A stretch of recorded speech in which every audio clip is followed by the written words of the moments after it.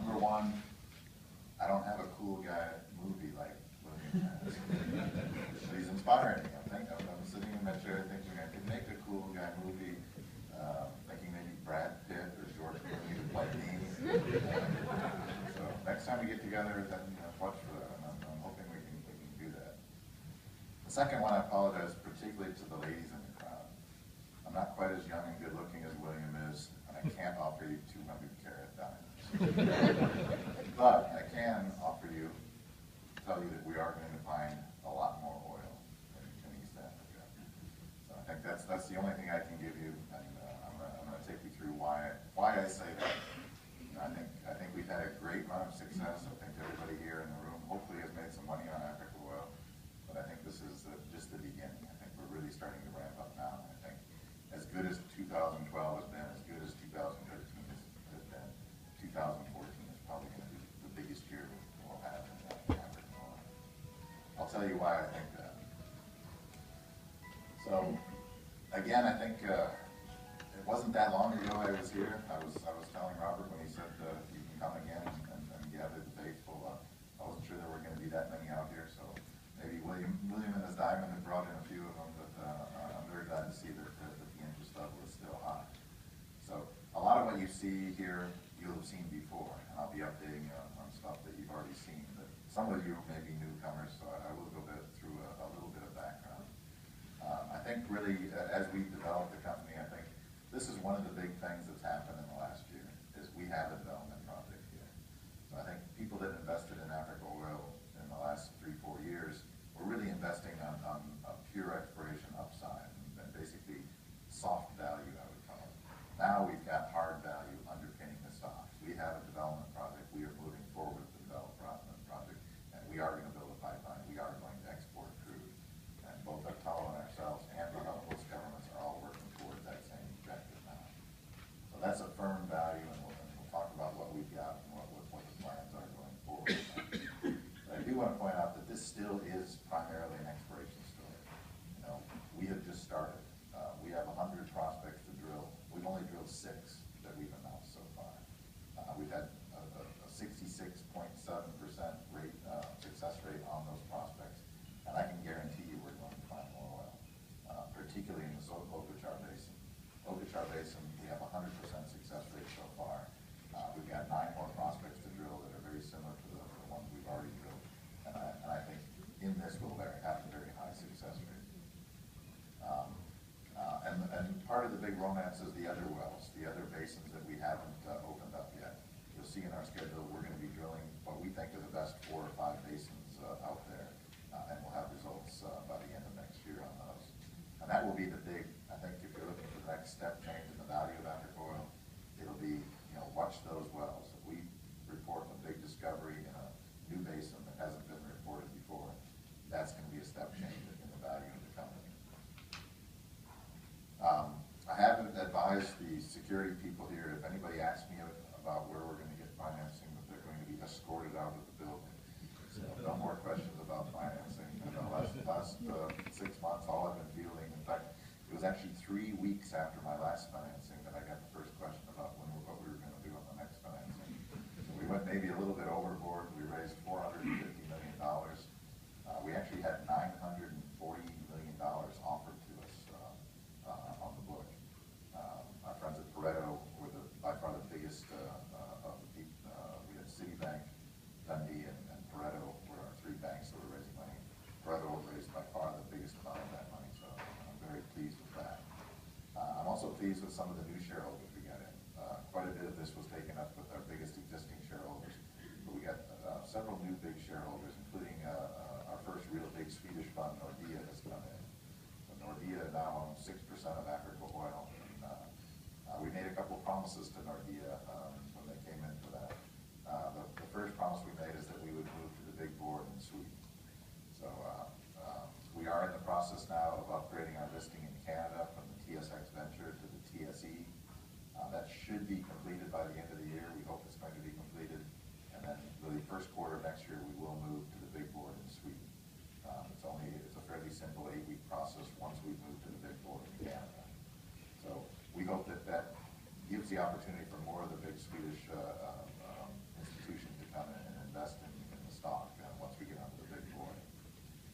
also made a promise that we're going to step up our CSR activities. I think Nordea has been a very good social investor and very focused on CSR issues, and I think we've pledged to work with them. I think we do a very good job on this, but I think there's always room for improvement, and I think we're going to work together with them to try to raise our game a bit on the CSR side. And in fact, the third promise is that we promise to take their people, their CSR people down to the field itself and take a look at what we're doing down there. As I've said many times in the past in the group, I'm very proud of the way we handle our community relations. I'm very proud of the way we do things there. You know, everyone can always get better, and I think having Nordea as a partner to help us on that is going to be quite good. The other point I'd like to make about the financing is we believe this is the last equity financing. So the reason we raised that much money was really to get us to this point in mid-2015. So we actually should have enough money not only to see that, but to have about $50 million cash to spare by the middle of 2015. And that's not a date we just picked out of the hat. By mid-2015, we believe we'll basically be at development decision. So we, at that point, that's the point we want to bring in an industry partner. The process will probably start towards the end of next year. It'll probably run the first quarter of 2015. But we'd like to, by the middle of 2015, when we and our partner Teller believe we'll make a field investment decision to have a strategic partner lined up to come in and carry us through development. During that process, if someone offers us enough money to buy the whole company or to buy out our interest in blocks 10UB and 13P, as Mr. Lundin always said, anything's for sale at any time if the price is right. We would also consider that. I think our primary goal, though, is to stay in. We want to stay in because it's still too early, really, to understand what we have. So I think the process we envision is bringing in a big oil company, a multinational, one of the super majors, or one of the big NOCs from India, China, Korea, Japan, and basically just negotiating how much can we keep and still be carried 100% to first production. So we may do that in combination with Tullow, but the ideal situation is we basically have 20, 30 companies in the process, 4 or 5 bidding against each other. For some of you that were in the Tanganyika sale, that was kind of the perfect storm. We had the Indian National Oil Company, ONGC, bidding against Sinopec, and hopefully we can get into that again. So it's a little too early to say exactly what we're going to do. We don't have a strategy for how we're going to exit or if we're going to exit or how we're going to bring a partner in completely firmed up, because we still have a lot of wells to drill to understand what we've got. But whether it's the whole company, it's all of our assets, or it's a small part of our assets, we'll make that decision before the end of next year. And during this time, in the next year, we are going to have a lot of wells. We think we'll drill at least 25 wells by the end of next year. We've got 7 rigs right now, and we'll have at least 6 rigs working full-time for all of next year. So the money we just raised is going to be spent, over 80% of it's going to be spent just on drilling, and that's really the focus for 2014. Again, most of you have seen these slides. I'll just show a couple of background slides, more for people who don't understand, who haven't been here before and didn't know the story. We're basically in the Horn of Africa. We're in Ethiopia, Kenya, and Somalia. What attracted us in here originally was that basically these 3 countries hadn't had wells drilled in over 20 years, yet all around them there were multi-billion-barrel oil fields being found. And in fact, the geology extended into these 3 countries. So we spent a lot of time, did a lot of homework, looked at all the data that the people before us did, and then we started basically on a land grab. So we ended up basically leasing all the best acreage in every one of the basins with little or no competition. Back in 2007, 2008, early 2009, nobody really cared a thing about East Africa. So we're a little bit fortuitous since then, and of course it's come up and is much more interesting. Our friends at Tullow have found big oil fields in Uganda.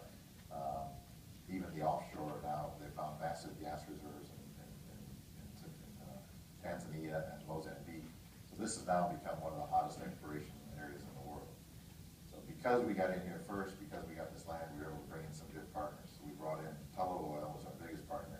They paid our way for about 2 years, all exploration expenses. We just brought in Marathon Oil. They're going to be paying our way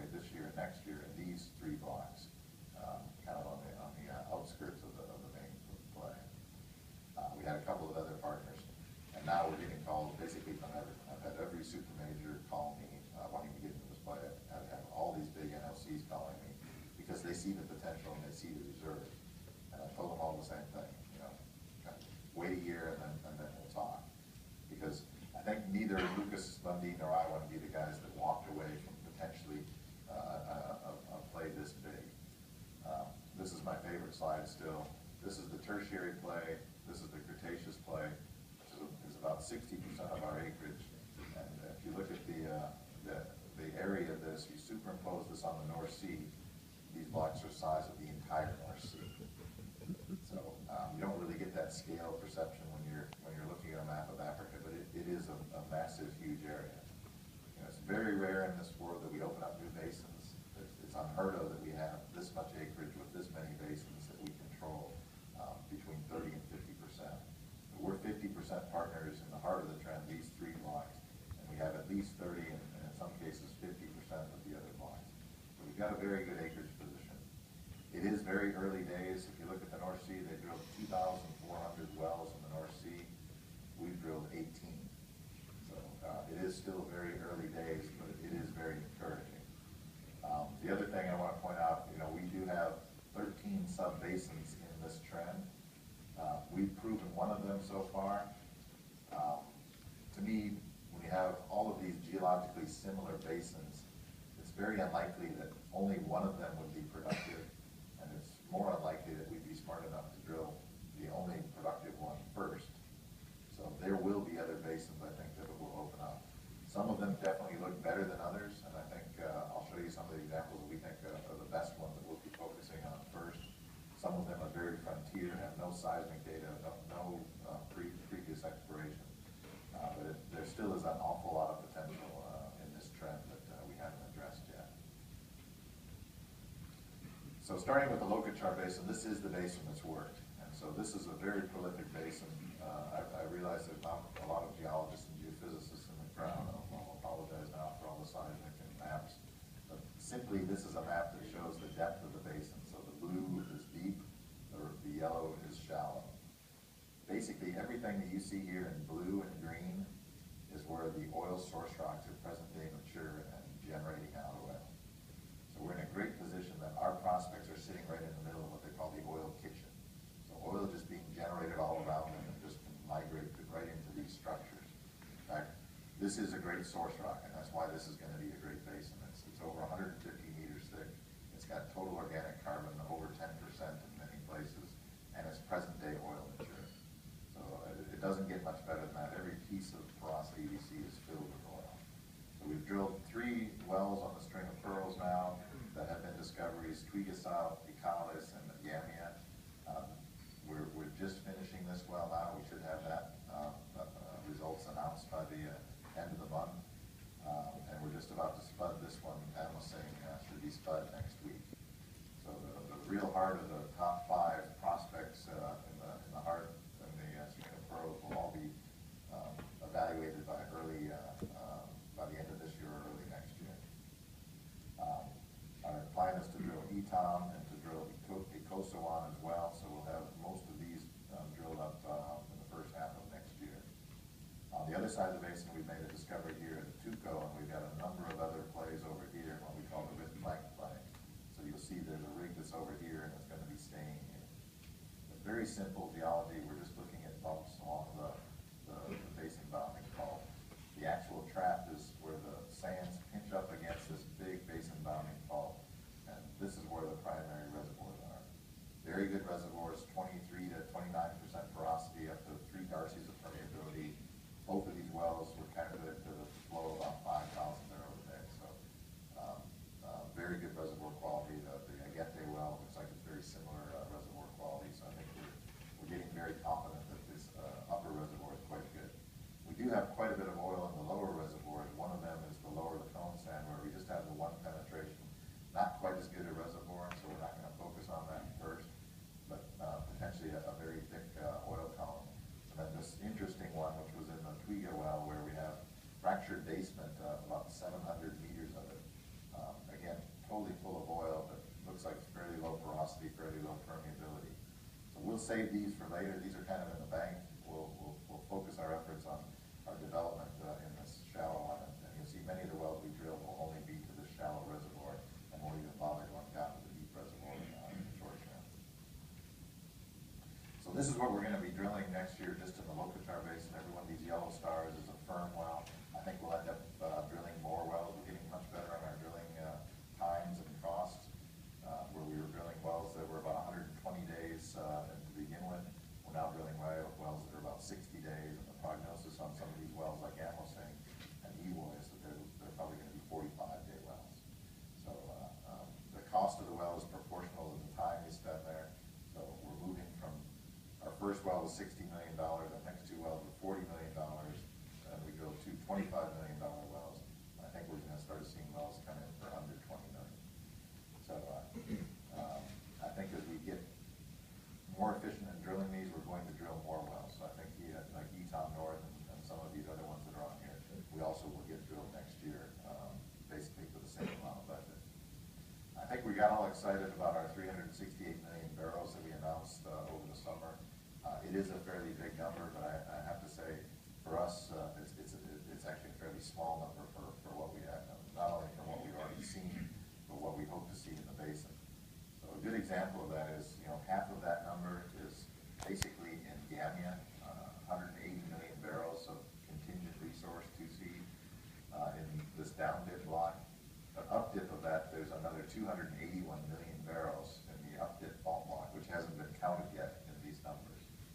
Same at Twiga. Twiga, we have 87 million barrel in this down dip section.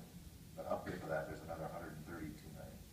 So just on these two accumulations alone, if we're able to prove up that prospective resource, which Gaffney Pine gives us the 62% chance of doing, these could be 700 million barrels almost just on themselves.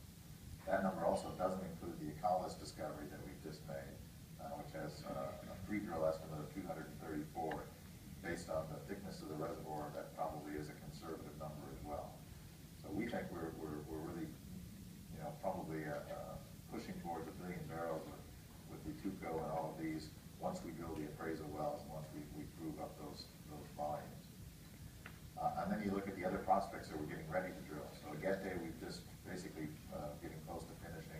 It had a pre-drill estimate of 276 million barrels. Etom, which is one of the next ones we're going to drill, has a pre-drill estimate of 467 million. And Amosing, which is the next one down, has a pre-drill estimate of 172. So these are all big prospects, and I think we will be very disappointed if we don't get at least 1 billion barrels of recoverable reserves just on this side of the basin along, and possibly a similar number on the other side. So I think we've been saying all along, Tullow and ourselves and our reserve auditors, and I'll show you some figures, that we think this basin is probably 1 to 3 billion barrels. And I think what we've seen so far, that's nothing to change our mind on that. If anything, I think we're looking more at the upper end of that range than the lower end. We also are going to be doing appraisal. We're going to be shooting a 3D, so this whole area here, we're going to shoot 3D seismic on, really more for development, for putting development wells in, appraisal wells in. But we may be able to get some additional traps, more subtle traps on this with the 3D seismic. So some of the things that you see on here, like look like potential stratigraphic traps. Once we have 3D, we may be able to come out and start drilling some of those as well. So this is like the northern part of the String of Pearls trend. Again, these are both discoveries now. This is the well we're just finishing on. An interesting well in that there's no real geologic separation between this and Twiga. So one of the concepts we have is maybe that this is all one big field. Again, the chance of success pre-drill is 54% chance of success, and we should be releasing that before the end of the month. And then Etom is one that's quite interesting to us. It's actually 3 different fault blocks. But again, 467 million. It's the biggest pre-drill estimate of any of the prospects we've got, mostly just because it's such a large size. But it'll take probably 3 wells to actually prove it up. So we will be concentrating here. And we've got this series of prospects to the north that also look quite compelling. They're a little further away from the cooking pot, but they still should be in good position for charge. In the southern part, this is what I was talking about with Gambia. This is Gambia that we're giving credit for. This is the part that we haven't got any credit for. So again, 280 million barrels in this fault block with a chance of success of 64%. So, and then Amosing is the one we're drilling now, so this well should spud next week. It's all rigged up, ready to go. And again, a high chance of success, 34%, 172 million barrels. the other side of the basin, again, quite a compelling structure. This is a Tuco, the one we drilled. This is a discovery. This is the old Shell discovery. And again, we were having trouble mapping it as a separate accumulation. If you map this basically at the lowest spill point, this whole thing turns into one big oil field.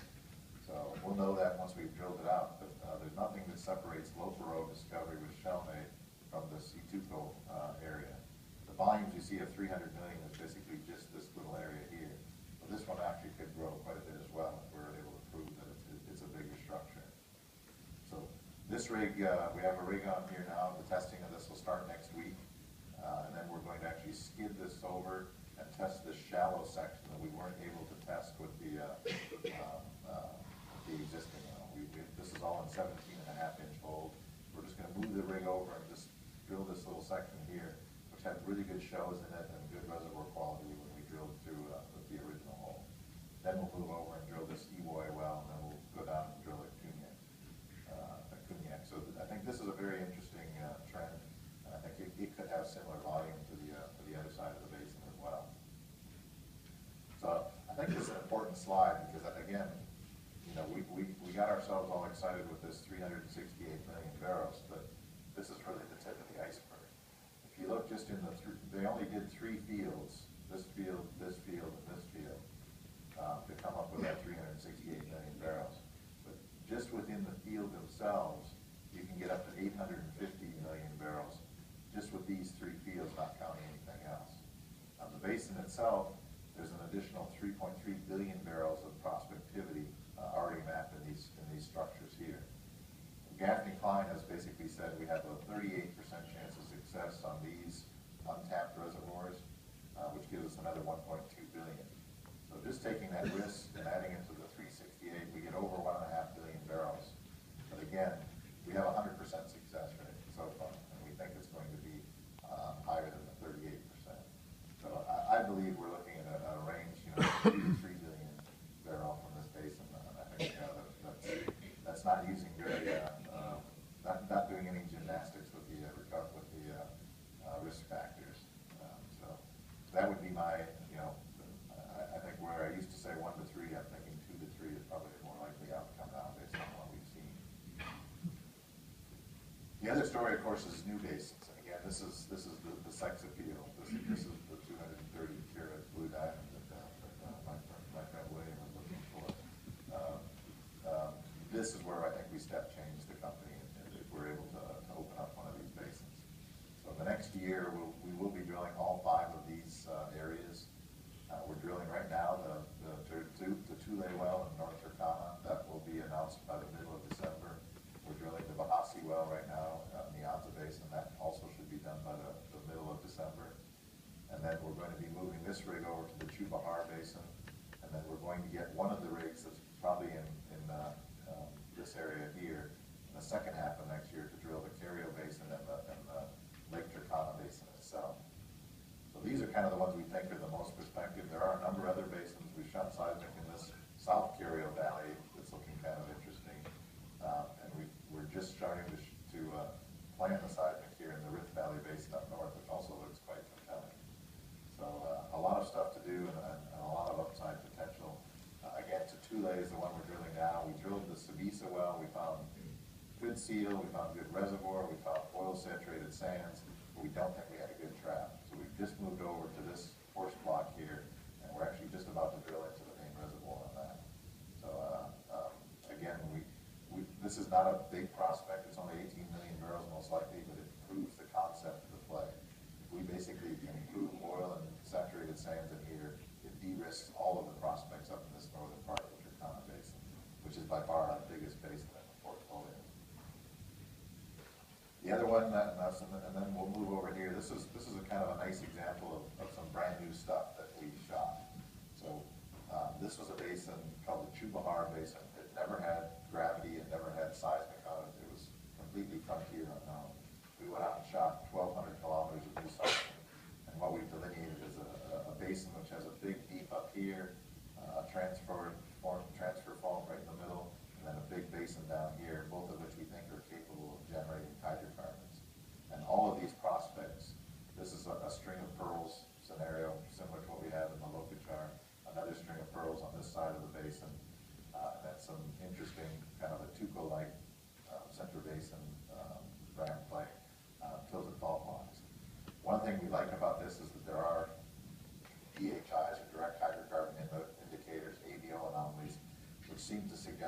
source rock here and generating.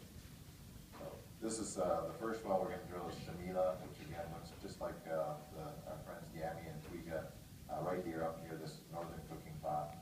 The second well we're going to drill is actually here, Gardein, which is on trend with this, the southern cooking pot. Nice deep kitchen where we think we're generating oil. You can see there's some nice bright spots